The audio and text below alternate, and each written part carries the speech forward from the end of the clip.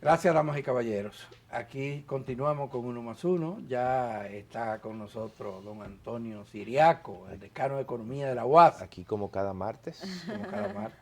Así es. Profesor, y hay noticias económicas.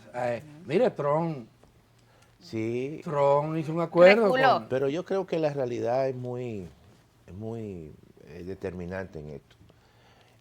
No hay que olvidar que la economía norteamericana se contrajo durante los 3 primeros Y meses. asustó. Y se asustó. Y además también muchas empresas de retail, ¿verdad? Esas empresas que venden al por menor en Estados Unidos y que son líderes en sus ramas, como el caso, por ejemplo, de Walmart o Target, se reunieron con el presidente Trump y le adelantaron que las estanterías, si eso... Estaban vaciando. Se estaban vaciando. Y entonces yo creo que eso son realidades que de una forma u otra el presidente Trump lo hizo replantear y llevar a China a las mesas de negociación. Fíjate que de un porcentaje de 145% de arancel, de repente entonces llegan a un acuerdo a un 10%. Se queda con un 30% porque hay un 20% del tema otra cosa. de la droga, Fentanilo. sí, fentanilo. Entonces se queda Estados Unidos, Pero es que interesante. le impone un 30% y Trump, China un con su 10%. lo que estaba planteando es que había que negociar con él, que todo el mundo tenía que ir allá Claro. a negociar. Y los chinos dijeron, nosotros no vamos para allá, ¿no? No, porque, Sigan para adelante. porque en realidad... Pero no le conviene a ustedes ni a nosotros tampoco. Claro. Y además los Y chinos... finalmente es esto. Y los chinos tienen más capacidad, o sea, De aguante. ¿Qué por- paciencia tienen ellos? por su, y además por Su su producción. producción, La fábrica del mundo, la fábrica del profe. mundo, Y ya además su tienen los estructura mercados política, Y internacionales. tiene otros mercados. otros ya. mercados. Entonces, esos son elementos. Mira, déjame decirte que la participación de las exportaciones norteamericanas en el total de exportaciones mundiales representa un 18%. ¿Y las chinas?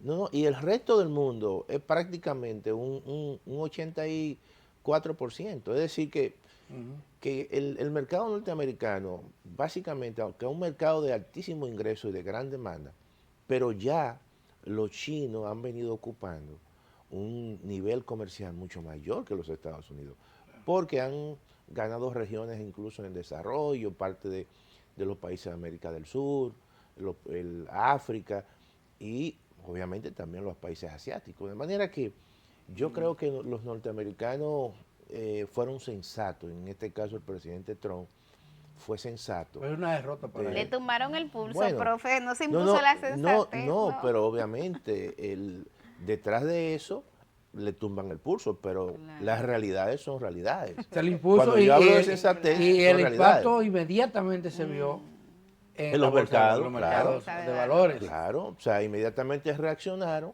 porque ya vieron todo esto como un mecanismo donde los mercados y donde la racionalidad obviamente entra en juego. Y esa es la reacción normal de los mercados.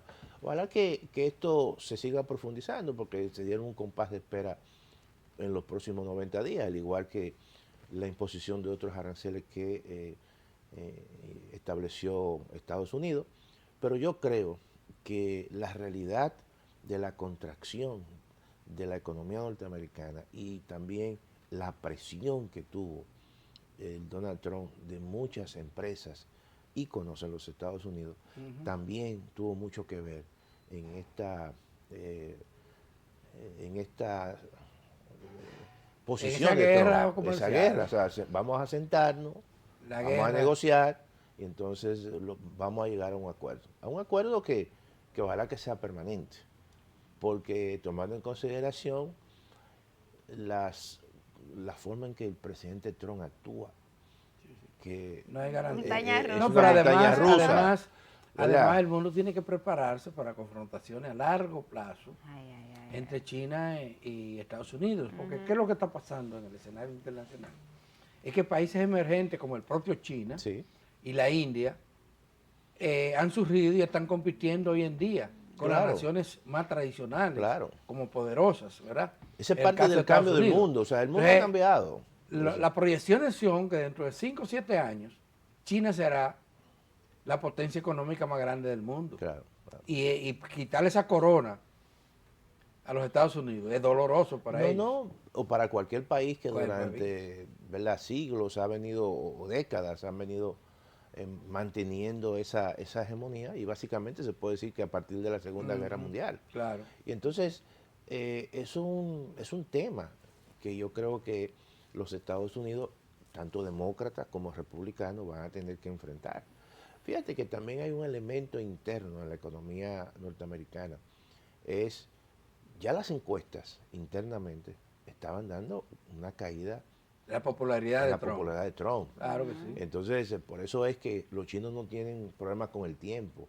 Ahora, el presidente Trump no se puede dar ese lujo porque de repente en las elecciones de medio término lo más probable Exacto. que no mantenga esa mayoría congresual.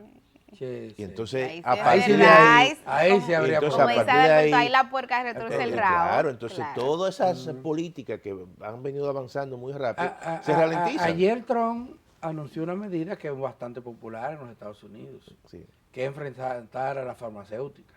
Claro, un decreto para la decreto. reducción de los Lograr medicamentos. rebaja de los precios Claro. de los medicamentos, que son los más altos del mundo.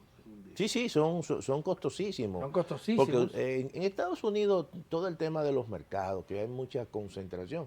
Y Más del de lo lobby, que- el so- lobby y farmacéutico. el lobismo farmacéutico. Sí, Entonces eso tienen es. concentración de una gran cantidad de productos farmacéuticos, y eso realmente es costoso. La medicina en Estados Unidos es costosa realmente, y los tratamientos son costosos. Ellos tienen el Medicare y el Medicaid, uno para aquellas personas que ya son jubilados, Sí, sí. ya son envejecientes, y otro para grupos básicamente de bajos ingresos y familias de bajos ingresos.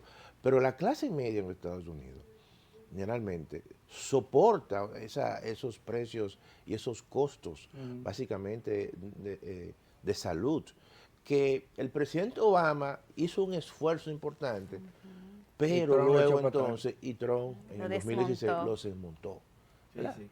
Porque, Pero ahora tiene que volver a mirar un poquito en lo social. claro, en lo social, Y en eso coincide con los demócratas. El tema es que Estados Unidos es una sociedad tan bien articulada, donde las corporaciones lo dirigen todo, claro, que también dirigen el Congreso.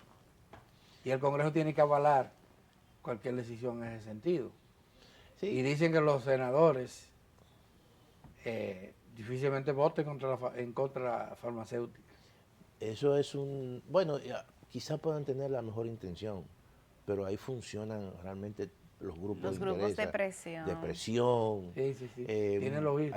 No hay que olvidar que también esos grupos, como dicen, dan apoyo en las campañas. Claro, Apoyo. claro, claro. Esa es la realidad, ¿eh? Claro, claro. O sea, no creamos que estamos en un país donde, a diferencia como nos digan a nosotros, que somos países, ¿verdad?, que donde la corrupción es muy grande y los intereses también corren. No, allí pasa igual, y Sí, cuidado, sí, lo sí, único sí. es que le Allí llaman, el lobismo le está dan auto- un nombre legal. del lobismo, ¿no Lobismo. entiendes? Está legalizado. El y cabildeo, legalizado. el hombre del maletín. El hombre del maletín. Esa figura existe en una proporción mayor que en la República Dominicana, o que en países Qué como cosa. nosotros en desarrollo. Profesor, y aquí ayer el Banco Central resaltaba otra vez que las remesas siguen creciendo. Las O sea, remesas todo han venido incrementándose, bueno, un 12%, algo impresionante. por año. Sí.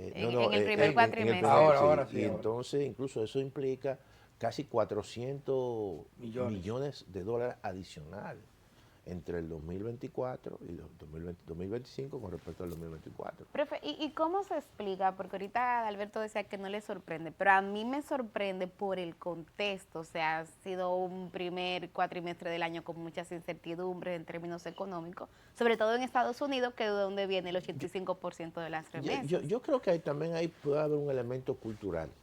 Si bien es cierto que ha habido una caída en el crecimiento en Estados Unidos, pero todavía no se ha reflejado eso fuertemente en el mercado de trabajo, porque las últimas informaciones que hay indican que todavía Estados Unidos, a pesar de ese proceso de menor crecimiento, está creando empleo y tiene un nivel de ocupación, una tasa de desempleo que es un 4.2%, que eso es muy bajo.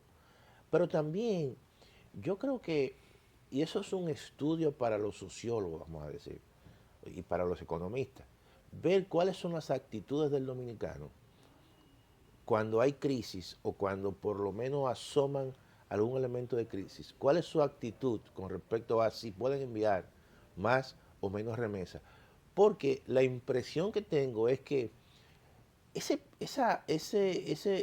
elemento cultural podría estar incidiendo en que si el dominicano percibe que puede haber una crisis, entonces dice, déjame yo enviar más recursos para que mi familia, no, y que mi familia no, obviamente, no la malpase.